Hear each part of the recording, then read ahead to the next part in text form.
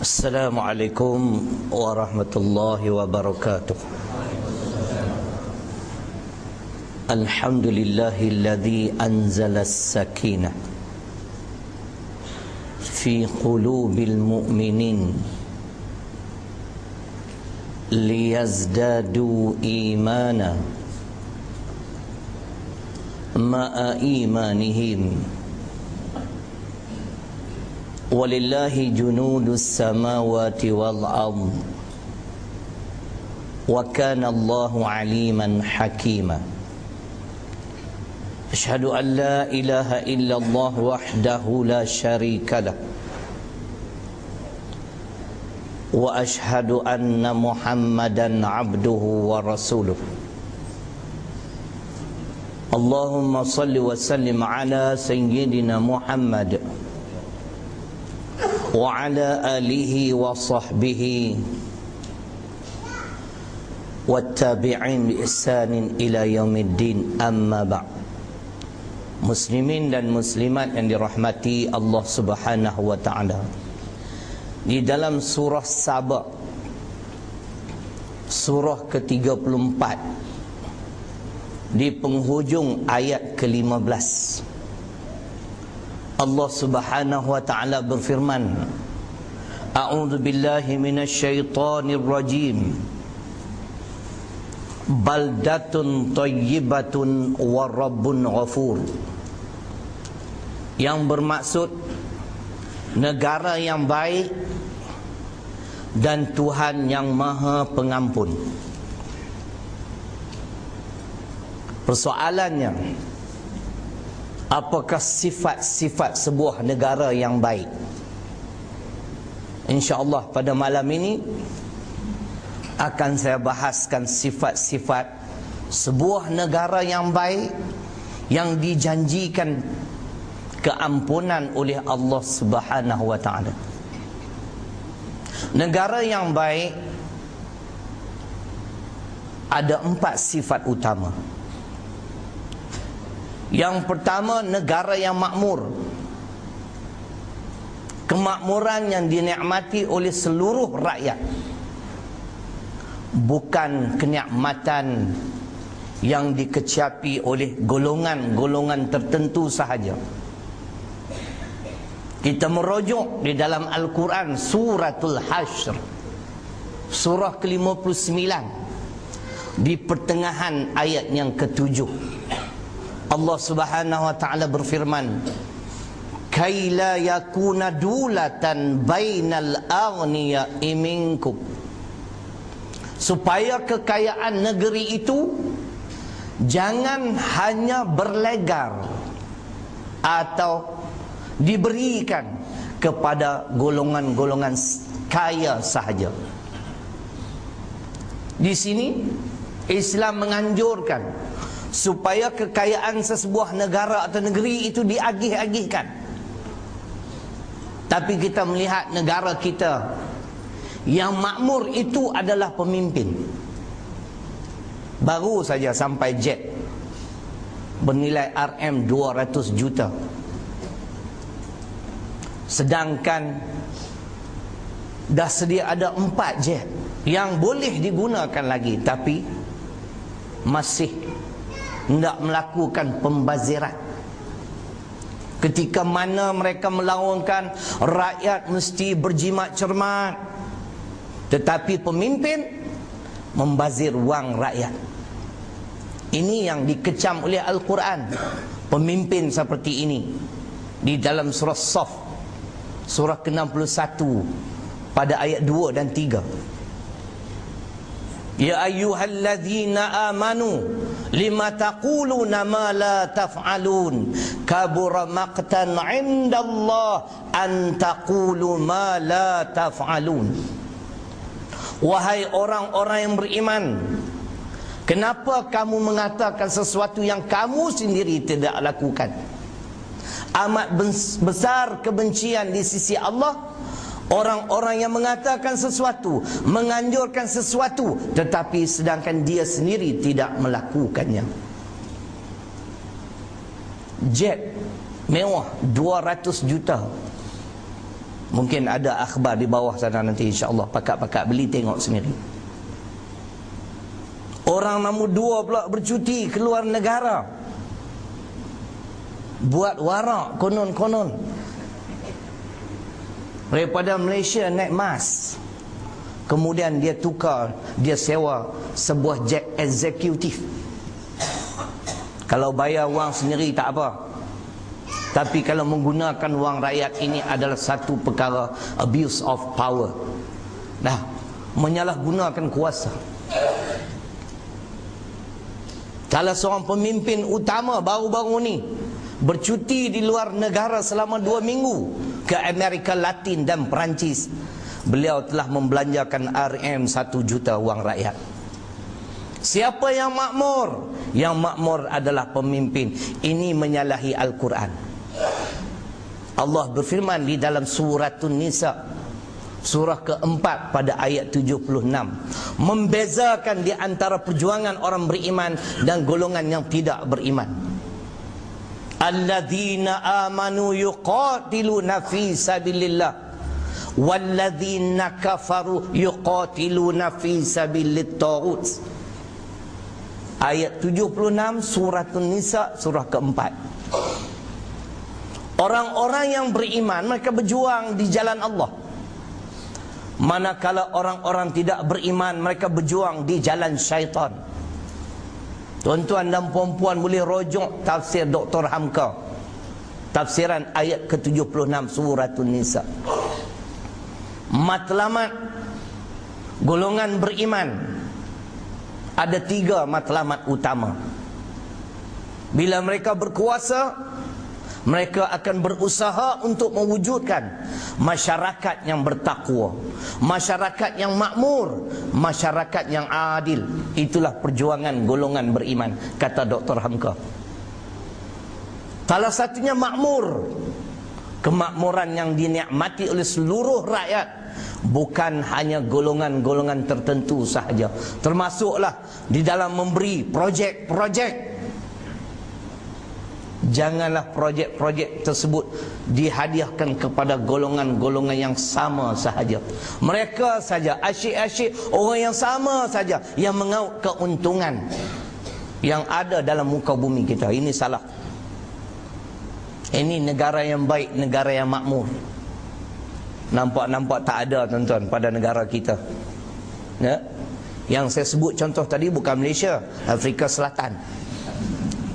Malaysia insya-Allah 2 kali 5. Negara yang baik, negara yang makmur. Yang kedua, negara yang aman. Amankah kita? Amankah negara kita ketika mana menteri di Jabatan Perdana Menteri di dalam satu program di Bukit Mertajam 2 bulan lalu, beliau mengakui kadar jenayah di Malaysia meningkat. Menteri di Jabatan Perdana Menteri, nak bagi nama pun boleh, Datuk Muhammad Nazri Aziz. Timbalan Menteri Kementerian Dalam Negeri, Datuk Johari Baharun pula telah mengeluarkan satu kenyataan bahawasanya di Malaysia ini terdapat 17,000 gangster. Manakala Ketua Polis Negara telah menyatakan Johor merupakan transit, tempat persinggahan gangster-gangster daripada Indonesia, Hong Kong dan sebagainya. Amankah negara kita kalau kita pada hari ini ada 17,000 gangster dengan 3 kumpulan yang terbesar? Kita tak dapat nak menafikan lagi setiap hari kes bunuh menjadi-jadi. Betul atau tidak? Siapa nak nafi? Nak kata tak betul? Jenayah terus meningkat. Jenayah rogol, jenayah ragut, jenayah harta benda, jenayah kekerasan, semuanya meningkat. Kita nak menafikannya lagi.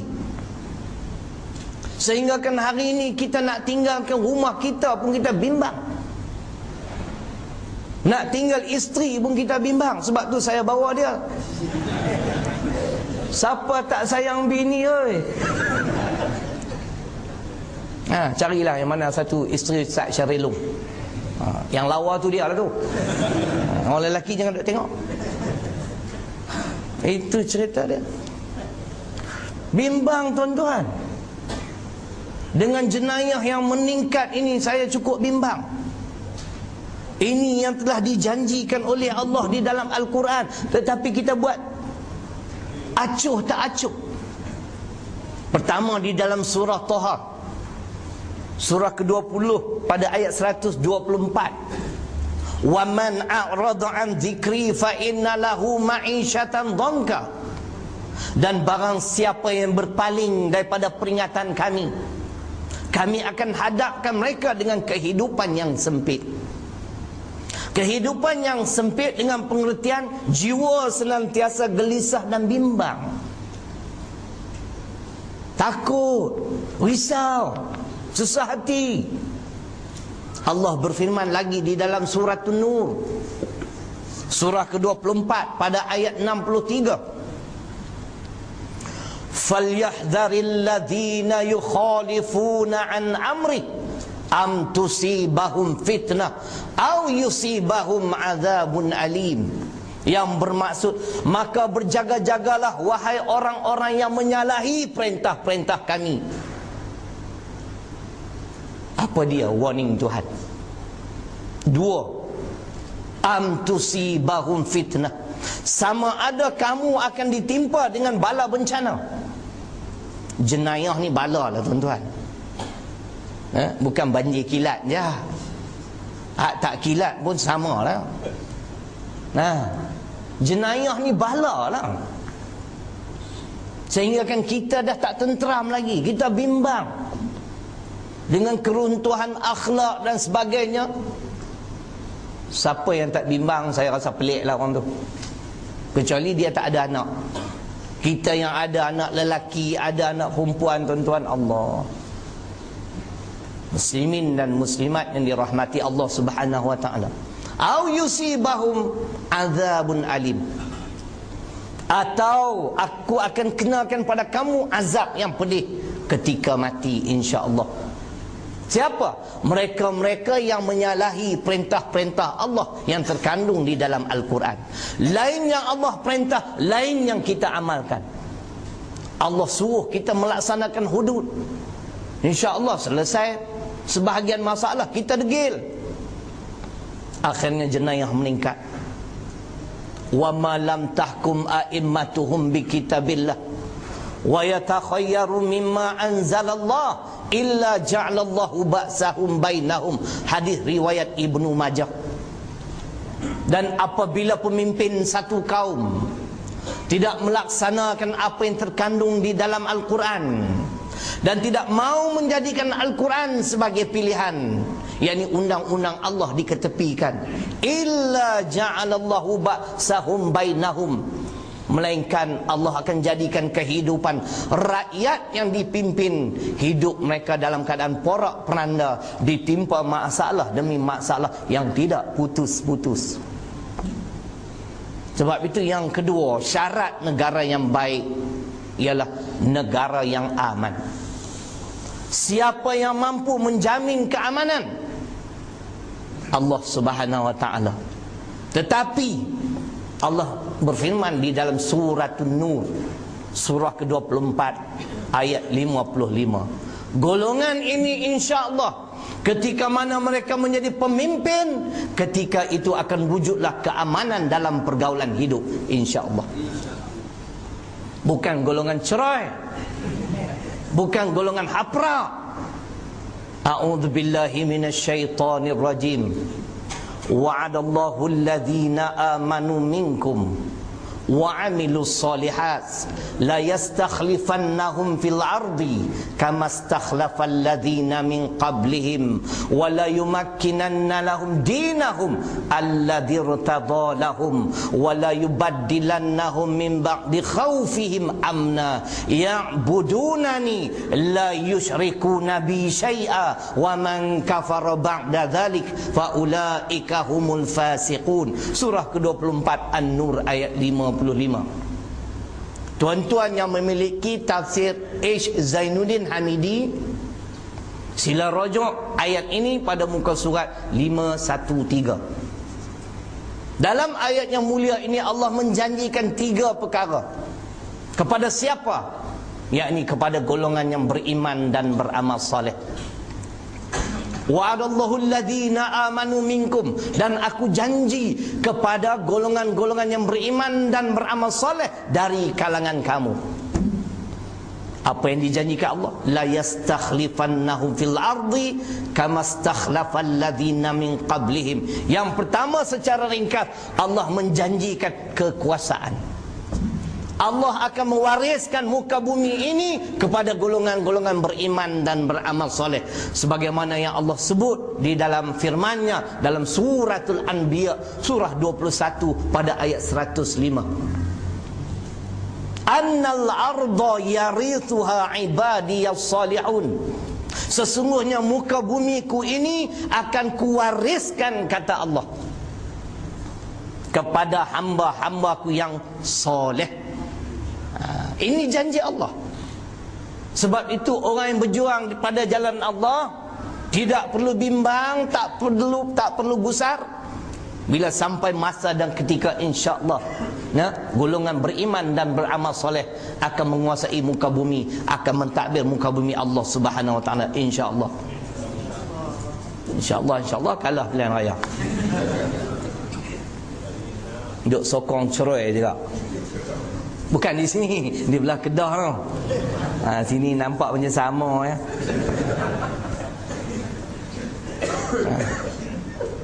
Yang kedua, Allah menjanjikan wala yumakkinanna lahum dinahum alladzi irtadha lahum. Allah janji di bawah kepimpinan golongan beriman dan beramal soleh ketika itu, agama Islam, agama yang Allah redha ini menjadi agama yang teguh dan kukuh. Karena undang-undang Islam insya-Allah akan dilaksanakan. Baru teguh dan kukuh, baru tak ada manusia yang biadab berani isytihar, namanya Lina Joy dan sebagainya. Saya tak nak kepada Islam, ketika itu orang tak berani, tuan-tuan. Hari ini agama Islam diperlekeh, bukan oleh orang bukan Islam saja, orang Islam sendiri yang menyebabkan Islam ini dihina. Ini janji Allah yang kedua. Yang ketiga, Allah menjanjikan wala yubaddilannahum min ba'di khaufihim amna. Bukan amno. Mana boleh ada amno dalam Quran? Cerai lah. Akan ku gantikan. Allah nak gantikan. Kalau dahulunya mereka hidup dalam keadaan ketakutan, Allah ganti dengan keamanan dalam pergaulan hidup. Ini ayatnya. InsyaAllah sudah pasti ini janji Tuhan. Bila undang-undang Islam berjalan, yang namanya hudud qisas ta'zir, insyaAllah aman. Sekarang mana ada keamanan? Tak wujud keamanan. Allah kata Allah sendiri nak ganti. Kalau dahulunya kamu hidup dalam keadaan ketakutan, takut kepada musuh, takut kepada gejala-gejala yang tidak sihat, jenayah-jenayah yang begitu hebat, insya-Allah ketika itu kamu hidup dalam keadaan aman, tenteram. Tetapi ketiga janji ini bersyarat, kata Allah. Ya'budunani, selama mana mereka menyembah aku, la yusyriku nabi syai'a, mereka tidak mempersekutukan aku dengan sesuatu.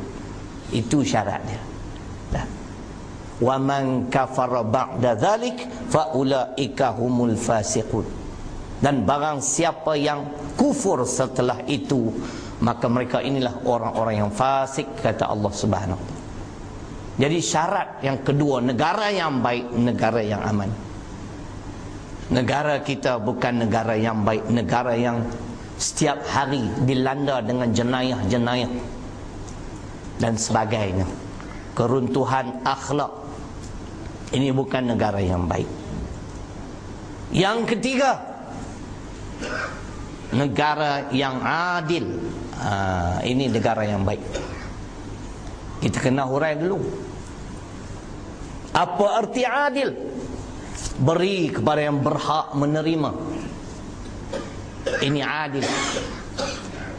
Walaupun si penerima itu bukan dari kalangan kita. Katalah contoh je. Takdir satu hari, takdir Tuhan saya jadi Menteri Besar Kedah. Jangan ketawa. Saya jadi sungguh, tuan-tuan pergi ni Kedah, saya tangkap tuan-tuan.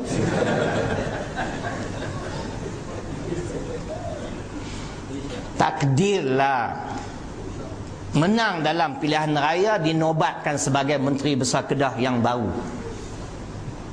Lalu kerajaan pimpinan saya akan melaksanakan projek-projek.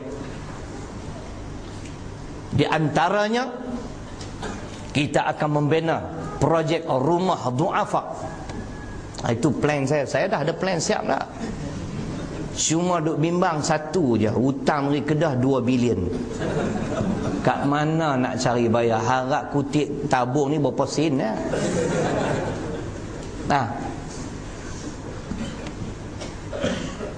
InsyaAllah saya akan wujudkan projek rumah du'afa. Rumah 3 bilik, kos 28,000. Setiap dun di negeri Kedah kita akan bina 2 unit sudah. Walaupun dun yang dimenangi oleh parti pembangkang. Contoh ni contoh. Dalam dun parti pembangkang pun saya akan bina rumah du'afa. Dan kita akan buat survey dalam dun tersebut, termasuk dun yang dimenangi oleh parti pembangkang, siapakah rakyat saya yang paling miskin. Dia orang bagi nama, ada 2 orang. Setiap dun 2 buah rumah saya mampu bina. Tak boleh banyak-banyak. Tengok nama si fulan ni, memang dia ni memang tak suka kat saya. Dulu, kini, selamanya. Tapi saya perlu berlaku adil. Kerana ini ajaran Islam. Sila rujuk suratul Maidah, surah kelima, di pertengahan ayat ke-8. Wala yajrimannakum syana'anu qaumin ala alla ta'dilu i'dilu huwa aqrabul littaqwa. Ini kata Allah. Dan janganlah kerana kebencian kamu terhadap satu kaum sehinggakan kamu tidak berlaku adil. Berlaku adillah. Adil itu hampir kepada takwa. Ini ajaran Islam. Ini buat jalan tar masuk kampung. Bila elok depan rumah Ustaz Syarilong, dia tak bubuh tar. Saya rakyat juga tuan-tuan, saya bayar cukai juga. Bukan tuan-tuan saja, betul atau tidak? Kita bina projek rumah du'afa. Tuan-tuan agak-agak negeri mana? Negeri Kelantan lah tu, yang saya cerita tu. Setiap tahun, dah 2 tahun projek ini berjalan dengan lancar. 45 dun, kita bina setiap dun 2 unit, 2 buah rumah yang kosnya RM 28,000 3 bilik. Diberi secara percuma. Kena faham betul. Kalau kita kata kos 30,000 kali 90 unit berapa? Lebih kurang 2.7 juta. Tuan-tuan tahu tak, nak sambut hari kemerdekaan bila lusa, peruntukan untuk membakar bunga api 50 juta. Yang mana lebih baik tuan-tuan?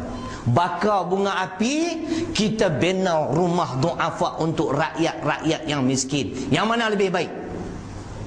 Inilah tuan-tuan, inilah masalah yang kita hadapi. Itu dalam keadaan kerajaan yang miskin, negeri yang mundur.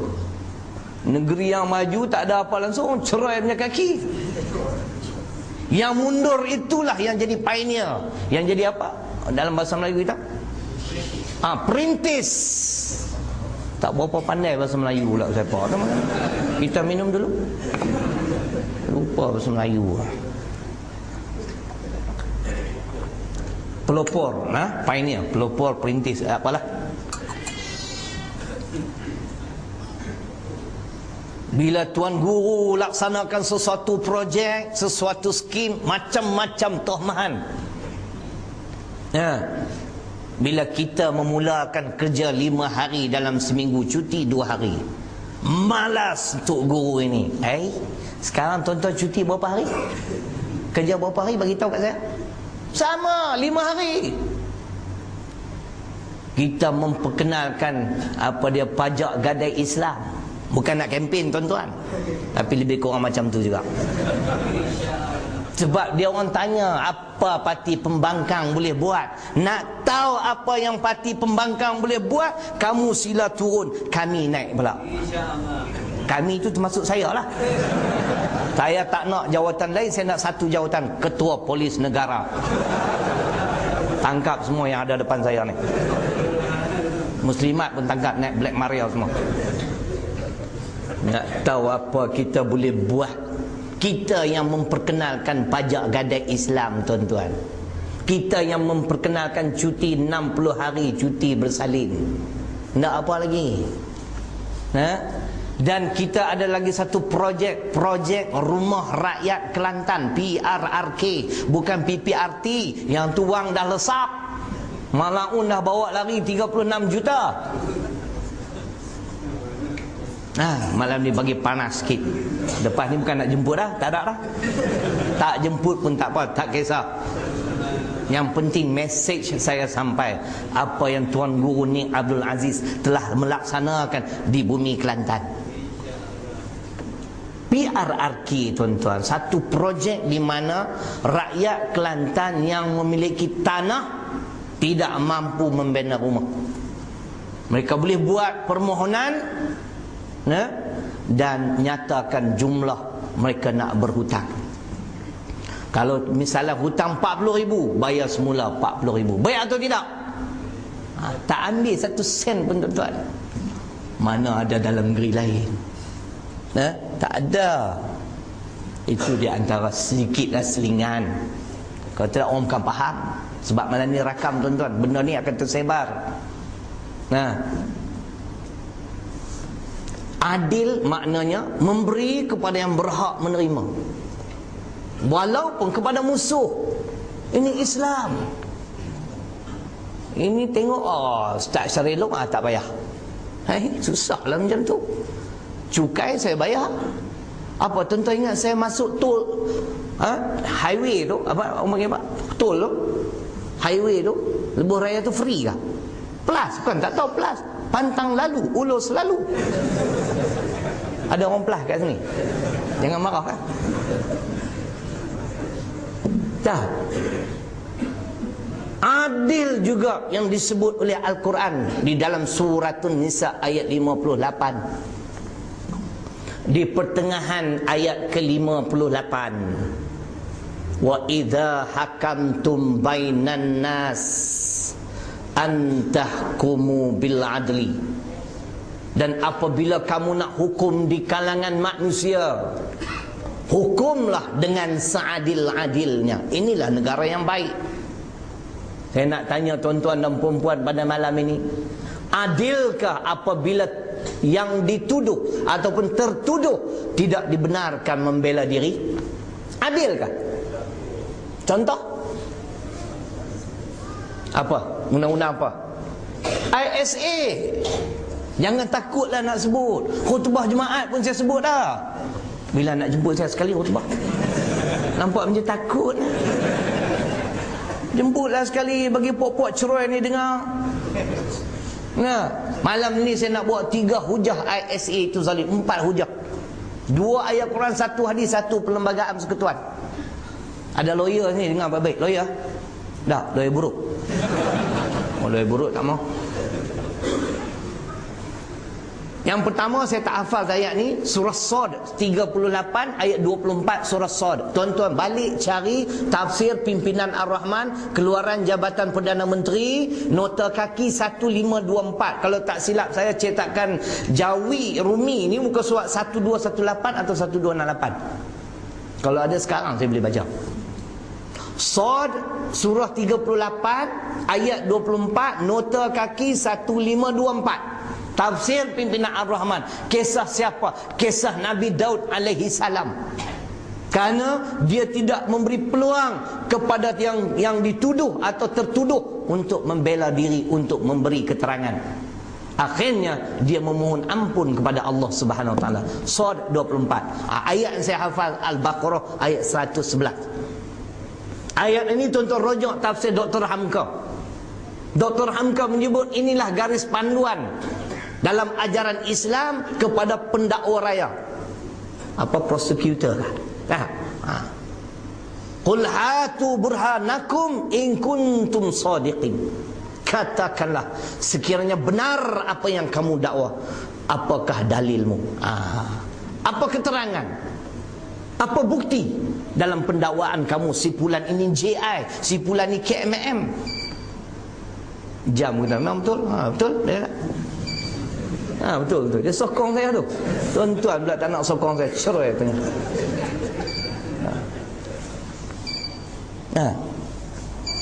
Kita merujuk kepada hadis. Saya dah baca mungkin. Tuan-tuan cari Matan Arba'in Imam Nawawi rahimahullah. Ini Imam Nawawi tuan-tuan, hebat. Ini bukan imam Masjid Negara. Ini jenis cerai semua. Kita baca kitab Imam Nawawi, Riyadhus Salihin, hadis sahih, tapi kita tak pernah ikut pun Imam Nawawi. Tahukah tuan-tuan catatan sejarah Imam Nawawi rahimahullah? Imam Nawawi ni hebat. Nanti kita sebut insya-Allah sekali lagi selepas. Kita nak sebut yang kedua tu dulu. Dalam kitab Imam Nawawi pada hadis ke-33. Tuan-tuan balik cari Matan Arba'in atau hadis 40. Hadis yang ke-33, hadis riwayat Al-Baihaqi. Satu garis panduan kepada pendakwa raya, kepada orang yang menuduh dan tertuduh. Al-bayyinah 'alal mudda'i wal yaminu 'ala man ankara. Apa dia maksudnya? Keterangan bagi pihak pendakwa raya dan sumpah kepada yang tertuduh. Ini ajaran Islam. Maknanya yang tertuduh hendaklah diberi peluang membela diri. Inilah yang dikatakan adil. Wa idza hakamtum bainan nas an tahkumu bil adli. Dan apabila kamu nak hukum di kalangan manusia, hukumlah dengan seadil-adilnya. Macam mana yang dikatakan adil? Pendakwa raya bawa bukti, tertuduh diberi peluang membela diri. Itu yang dikatakan adil. ISA tidak membenarkan. Cuba tuan-tuan dengar pula, bukan ayat Quran, bukan hadis. Perlembagaan Persekutuan Perkara 5/3. Kalau ada lawyer, kalau saya silap, tolong perbetul saya. 5/3 menyebut apabila seseorang itu ditangkap, dia hendaklah diberitahu seberapa segera kenapa dia ditangkap. Dan dia hendaklah dibenarkan mengambil seorang pengamal undang-undang untuk membela dirinya. Ini tuan-tuan yang termaktub dalam Federal Constitution. Tiba-tiba ISA tidak membenarkannya. Adil kata Tuan Haji? Peruntukan undang-undang kata boleh. Boleh ambil pengamal undang-undang, ambil lawyer nak bela. Tiba-tiba dia tak benarkan. Adilkah ini? Inilah zalim. Tahukah kita seorang isteri yang suaminya masih merengkok dalam tahanan ISA terpaksa bekerja sebagai pelayan kelab malam? Ini kisah wanita di Sandakan Sabah. Kalau tak salah saya Nur Azalina, kalau tak salah saya nama dia, bukan Azalina Osman. Itu lain. Setelah dia menjadi pelayan kelab malam, akhirnya hari ini dia menjadi penagih harap. Dia terpaksa bekerja. Suami dalam tahanan, suami yang tidak dibuktikan kesalahan. Inilah kena faham tuan-tuan, negara yang baik, negara yang adil. Beri peluang kepada yang tertuduh untuk membela diri, mengambil lawyer. Ini tidak. Main tahan je 5 tahun, 6 tahun. Saya nak beritahu kepada ejen-ejen kerajaan 007 sini, James Bond. Saya nak baca ayat Quran. Kita nak ulang balik. Dalam ketaatan kepada arahan, sesuatu arahan, dia ada had-hadnya. Kalau tuan-tuan yang bekerja dengan kerajaan sebagai 007 James Bond, kalau tuan-tuan mematuhi sesuatu perintah secara mengkhinzir buta,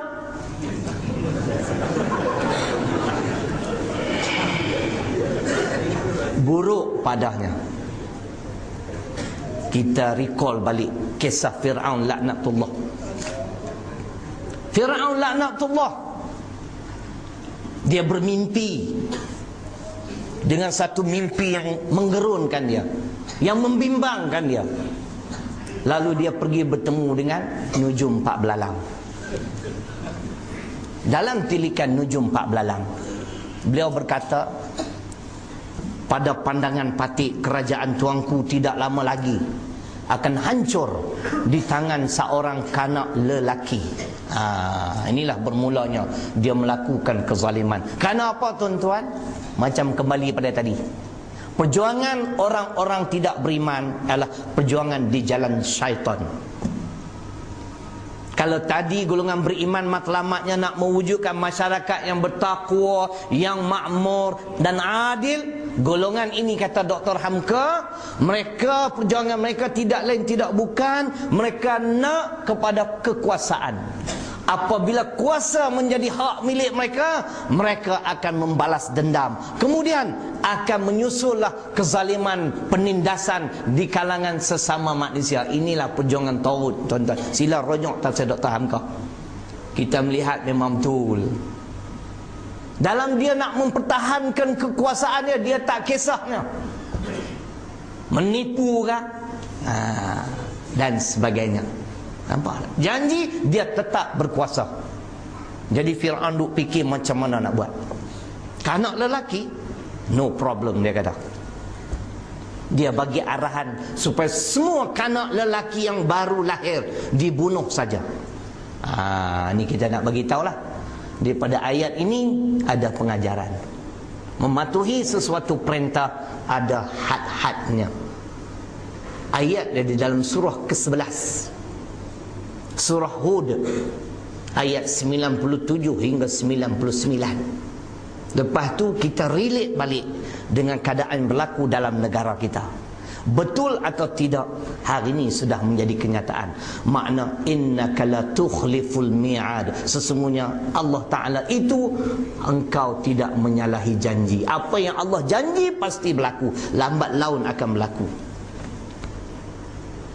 97 99. Hud. Ila Fir'aun wa malaihi fattaba'u amra Fir'aun wa ma amru Fir'aun birashid yaqdumu qaumahu yawmal qiyamah fa'awradahumun nar wa bi'sal wirdul mawrud wa utsbi'u fi hadhihi la'nah wa yawmal qiyamah bi'sar rifdul marfud. Betul tu Haji? Betul Haji? Betul? Betul? Betul. Dah lama dah tak baca ayat ni. Surah ke-11 ayat 97 hingga 99. Dengar makna. Kepada Fir'aun dan ketua-ketua dia, yakni pengikut-pengikut dia, lalu mereka mematuhi arahan Fir'aun, sedangkan arahan Fir'aun itu tidak betul, kata Allah. Nampak? Apabila seseorang itu mematuhi arahan yang tidak betul, Tuhan cerita pada ayat 98, Fir'aun akan mengetuai pengikut-pengikut setia dia di hari akhirat kelak. Kalau di dunia tuan-tuan, orang-orang besar, orang kenamaan jalan di hadapan, orang-orang dhaif macam kita rakyat biasa di belakang lah, betul tak? Agung, Dana Menteri, Timbalan Menteri, Ustaz Syarilong. Alhamdulillah. Lepas tu bawa tuan-tuan belakang. Dah. Kalau di dunia kita patuh sedemikian rupa, akhirat esok macam ni juga Tuhan kata. Fir'aun akan mengetuai kaum dia, pengikut yang setia dengan dia. Dia bagi arahan bunuh. Kemana dia nak bawa golongan ini? Fa'auradahumun nar, masuk neraka. Ya? Dia akan bawa pengikut yang setia, yang taat, yang patuh kepadanya. Sebab tu innama ta'atu fil ma'rufi, hadis riwayat Muslim. Sesungguhnya ketaatan itu hanya dalam perkara ma'ruf. Kenapa hadis ni tak baca? Nah, kalau kita tengok tuan-tuan, ya ayyuhalladzina amanu atiiullah wa atiiur rasul wa ulil amri minkum fa in tanaza'tum fi syai' farudduhu ila Allah war rasul in kuntum tu'minuna billah wal yaumil akhir dzalika khairu wa ahsanu ta'wila. Surah keempat An-Nisa ayat 59. Dalam ayat ni jelas, orang yang belajar ilmu bahasa Arab dia tahulah. Ada ustaz-ustaz bahasa Arab ni, profesor-profesor dah. Allah hanya sebut ketaatan kepada Allah dan kepada Rasul saja. Wahai orang-orang yang beriman, taatlah kamu kepada aku, kepada Rasul dan kepada pemimpin di kalangan kamu. Kenapa tidak ada perkataan taat kepada pemimpin? Nah, manusia kita tak boleh taat selama mana ataupun sekiranya arahannya itu menyalahi syarak. Ketaatan hanya dalam perkara ma'ruf. Kena faham lah. Hadis Muslim, contoh boleh jumpa innama ta'atu fil ma'rufi. Sesungguhnya taat itu hanya dalam perkara-perkara ma'ruf yang dapat mendekatkan kita kepada Allah. Ini suruh bunuh kanak lelaki, mereka bunuh.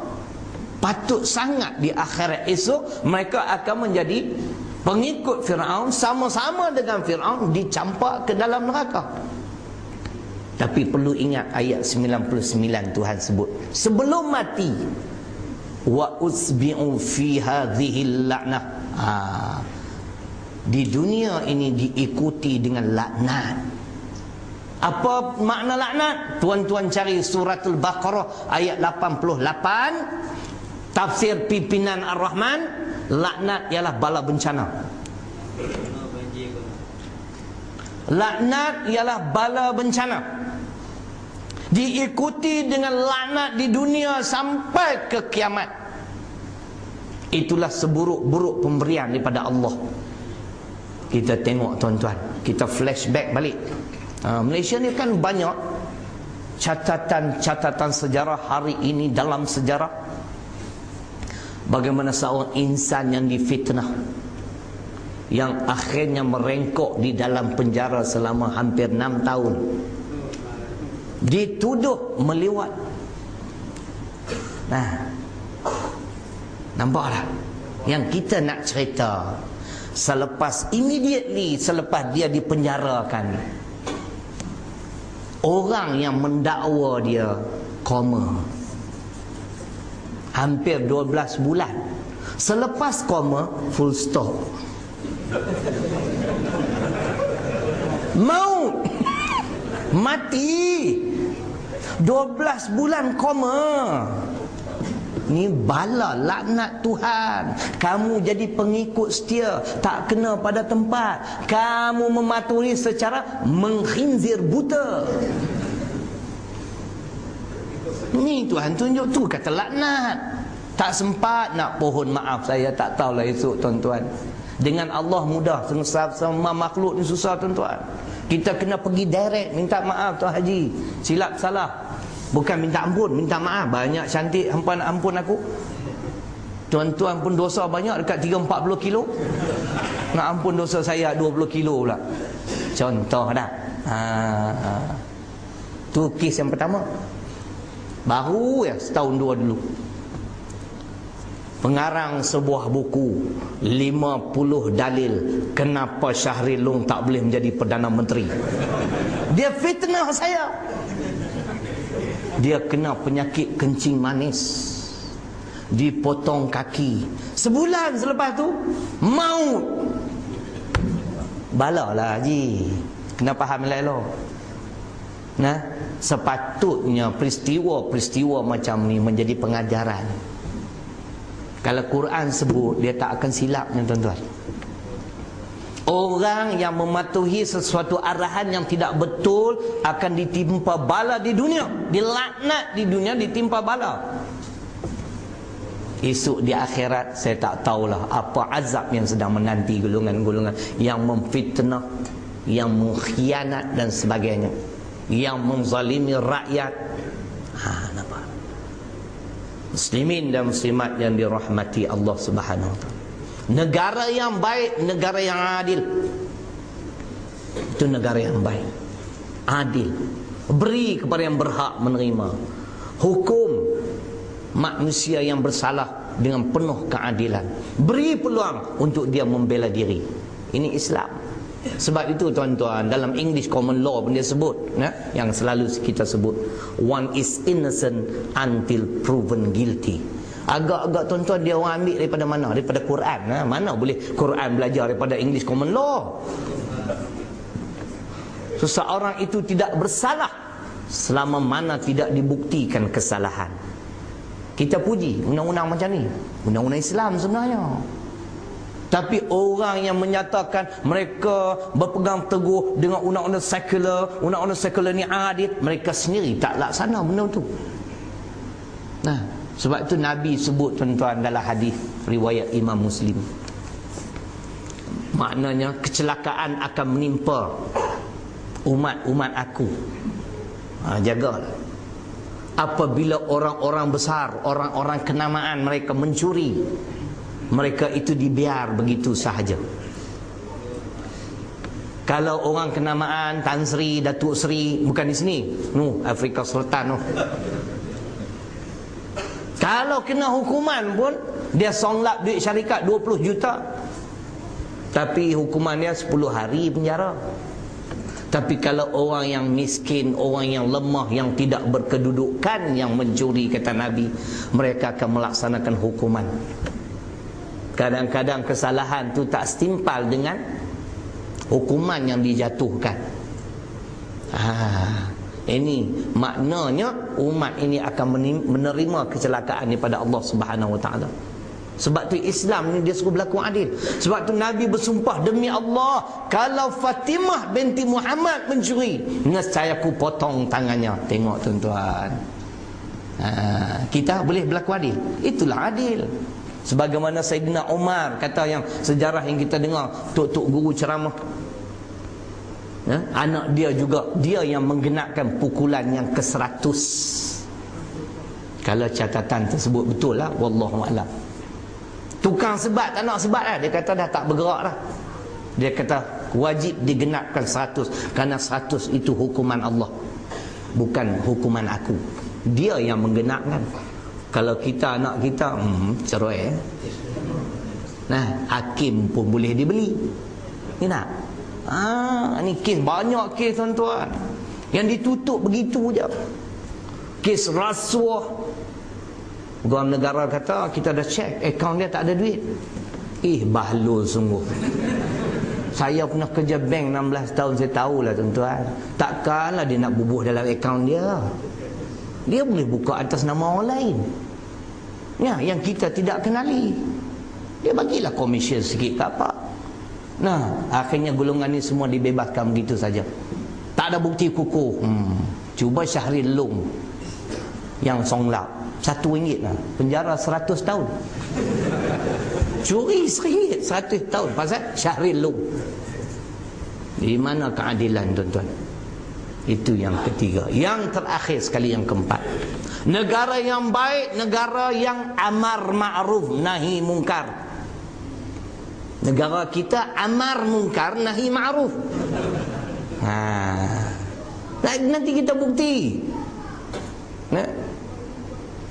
Kita akan buktikan. Amar ma'ruf nahi mungkar.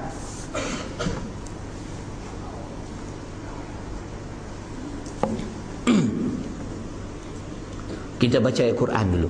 Surah Ali Imran, surah ketiga, ayat 110, ayat yang popular tu. Kuntum khairu ummatin ukhrijat linnas ta'muruna bil ma'ruf wa tanhauna 'anil munkar wa tu'minuna billah.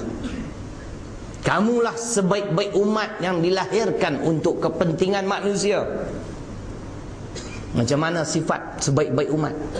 Kamu menyuruh yang ma'ruf and at the same time simultaneously kamu mencegah yang mungkar.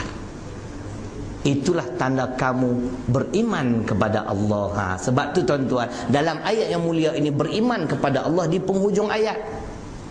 Allah mau kita terlebih dahulu membuktikan kita benar-benar beriman, tunaikan dua kerja. Menyuruh yang ma'ruf, mencegah yang mungkar. Kalau sekadar menyuruh yang ma'ruf, kita masih akan ditimpa bala bencana. Percaya atau tidak? Percaya? Apa dalil? Kita baca Suratul Maidah, surah kelima, 78, 79. Ini dalil.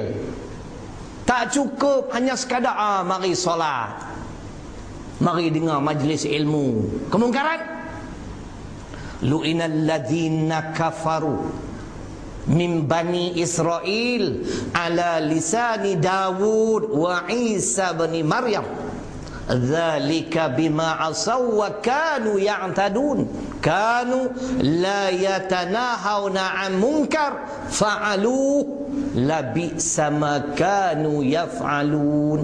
Ini dalil Quran. Kalau sekadar menyuruh yang ma'ruf, tidak mencegah kemungkaran, kita masih akan ditimpa bala. Perkataan laknat ada sekali lagi tuan-tuan. Telah dilaknat kata Allah orang-orang kafir dari kalangan Bani Israel atas lisan Daud dan Isa anak Maryam. Nampak? Kenapa? Dzalika bima asaw wa kanu ya'tadun. Yang demikian adalah kerana mereka mendurhakai Allah dan mereka melampaui batas. Kanu la yatanahawna 'an munkar, dan mereka tidak mencegah kemungkaran. Fa'aluh, yang dilakukan oleh kaum mereka. Labi sama kanu yaf'alun, amat buruklah apa yang mereka lakukan, kata Tuhan. Di sini dalil tuan-tuan. Islam ada dua, amar ma'ruf nahi munkar. Kita dengar hadis hasan, hadis riwayat Imam Tirmizi dalam kitab Riyadhus Salihin. Tuan-tuan boleh cari. Wallazi nafsi biyadihi la ta'murunna bil ma'ruf wa la tanhawunna 'anil munkar aw la yushikanna Allah ay yab'atha 'alaikum iqaban thumma tad'unahu fala yustajabu lakum. Hadis riwayat Imam Tirmizi, status hadis hasan. Riyadhus Salihin Imam Nawawi sekali lagi. Apa dia tuan-tuan? Demi jiwaku di dalam genggaman Allah Subhanahu wa taala, tidaklah kamu menyuruh yang ma'ruf dan dalam masa yang sama kamu mencegah kemungkaran. Yakni wajib cegah kemungkaran. Atau yakinlah Allah akan menimpakan ke atas kamu semua bala bencana. Kemudian kamu semua berhimpun, yakni berdoa kepada Allah, ya Tuhan, hindarkanlah kami daripada bala ini. Fala yustajabu lakum, maka ketika itu Allah tidak memperkenankan lagi doa kamu. Sebab itu dalam nak melaksanakan amar ma'ruf nahi munkar ni memang sulit. Apatah lagi yang melakukan kemungkaran itu adalah pemimpin. Tonton buka sendiri, saya tak nak baca lah sebab saya nak baca hadis lain.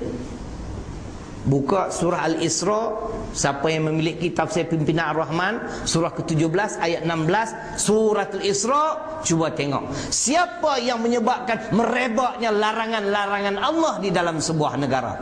Pemimpin, ketua-ketua dan orang-orang terkemuka. Kita bacalah ayat ni, susah apa? Wa idza aradna an nuhlika qaryah amarna mutsrafiha fafasaqu fiha fahaqqa 'alaiha alqaul fadammarnaha tadmira. Surah Al-Isra ayat ke-16, surah ke-17. Tuan-tuan cari tafsir pimpinan Ar-Rahman, ditafsir oleh para ulama Malaysia. Yang menyebabkan merebaknya larangan-larangan Allah, berlakunya kemungkaran-kemungkaran ini ialah golongan ketua-ketua dan orang-orang terkemuka negeri tersebut. Mereka ada kuasa, mereka ada pengaruh, betul atau tidak? Mereka rasa nak buat apa dia buat. Nak sambut mereka ni peruntukannya 200 juta.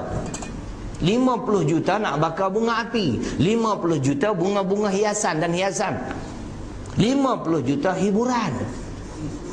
Stephanie baru-baru ni datang Malaysia, tuan-tuan tak tengok? Kenal tak Stephanie? Amboi warak sangat. Saya pun kenal dia. Macam tu punya cerai mangkuk hayun pun dia bagi masuk Malaysia. Rosak akhlak-akhlak. Tuan-tuan tak tengok lagi situ dia rakaman yang diambil daripada telefon bimbit. Masya Allah, memalukan. Anak-anak muda kita dah jadi rosak. Saya tak nak cerita lah, malu kita. Nah, ini dia. Sebab itu yang berkewajipan untuk menegur, menasihati ketua-ketua, pemimpin-pemimpin, orang-orang terkemuka, orang yang ada autoriti. Mufti, tok-tok guru, pendakwah dalam ceramah boleh cakap, khutbah jemaat. Ini semua dikategorikan sebagai jihad utama. Kata Imam Tirmizi yang meriwayatkan bersama-sama Abu Daud dalam kitab Riyadhus Salihin, hadis hasan, afdalul jihad kalimatu adlin 'inda sultanin jair. Seutama-utama jihad ialah perkataan yang benar, yakni perkataan yang adil di hadapan pemerintah yang zalim. Maksudnya mereka ini perlu diberi nasihat. Tengok Imam Nawawi yang saya cerita tadi. Ni asyik baca hadis Bukhari Muslim, tak dapat tegur dengan tangan, dengan lidah, dengan hati. Dengan hatilah kita tegur. Itulah selemah-lemah iman.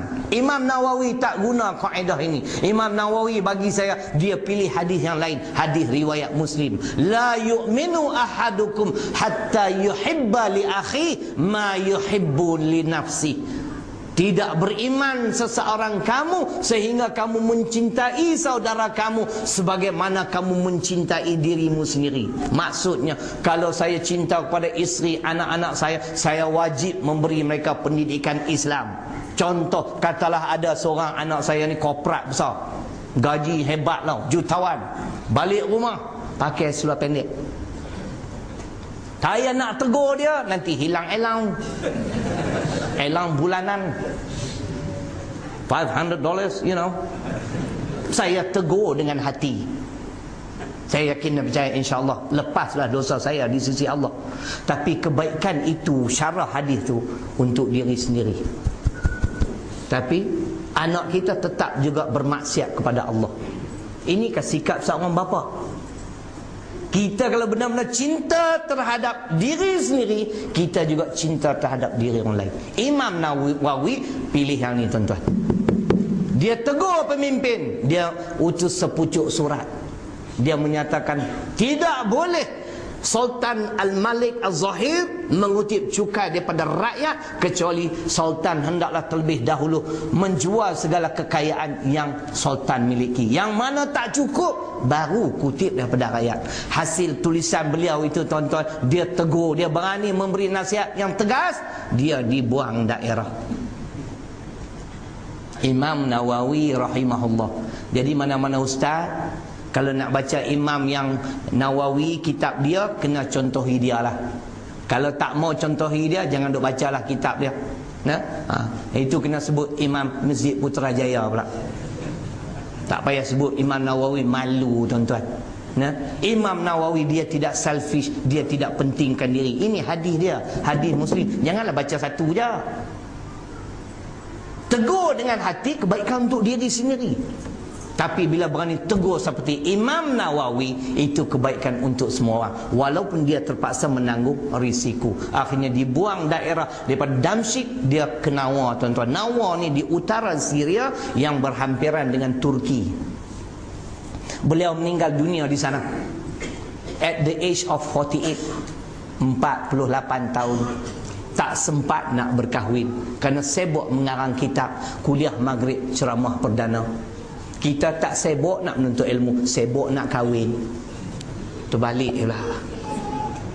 Sibuk nak kahwin, satu nak tambah jadi dua. Nak genapkan kota pun ada. Ni cerai punya kaki. Datanglah, tak nak masuk pun ada. Bukan orang sini, tempat lain lah. Kadang-kadang, tuan-tuan, duduk sebelah rumah sebelah masjid, tak datang dengar. Orang jenis tu, tuan-tuan, kalau dia kojol lah, tak payah pergi ziarah lah. Bukan nak pecah belah. Sekali-sekali, kadang-kadang kena ajar. Ajar sikit masyarakat kita dengan biadab. Oh, sakit demam cari ustaz. Nah, masa tak demam tak datang surau. Tu kalau dia datang tu ada hal lah tu. Ada malam ni ada tak orang tak pernah tu. Tak ada hal tu. Nak beritahu. Dalam Islam, negara yang menyuruh yang ma'ruf, mencegah yang mungkar. Ma'ruf itu apa sahaja amalan kita yang dapat mendekatkan kita kepada Allah. Mungkar itu apa sahaja amalan yang menyebabkan jauh kita daripada Allah. Itu adalah mungkar. Itulah 4 sifat utama negara yang baik: makmur, aman, adil, amar ma'ruf, nahi mungkar. Aqulu qawli hadha wa astaghfirullah alladhi mali wa lakum. Assalamualaikum.